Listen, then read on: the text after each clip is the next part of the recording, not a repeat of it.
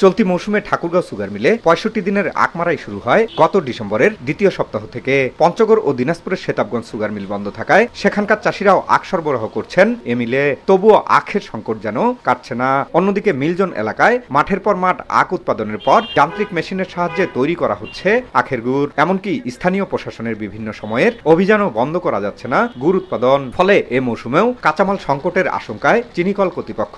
তাদেরকে সতর্ক করেছি, তথাপিও তারা এটা রাতের অন্ধকারে এই কার্যক্রমগুলো পরিচালনা করছে। ইতিমধ্যে দুটি ভ্রাম্যমাণ কোর্ট পরিচালনা করা হয়েছে, সেখানে তাদের জরিমানাও করা হয়েছে। তবে কৃষকের অভিযোগ, কম মূল্যে আখ দিয়েও সময় মতো অর্থ না পাওয়ার পাশাপাশি নানা হয়রানির কারণে বাধ্য হয়ে গুড় উৎপাদন করছেন তারা। আমরা জমিতে নিজের জমিতে আবাদ লাগাই, হয়তো 2-4-5 কাঠা আলু লাগাইতে হয়, ভুট্টা লাগাইতে হয়। ওদের আশা কুষার থুইলে আমরা কিছু আবাদ করতে পারি না।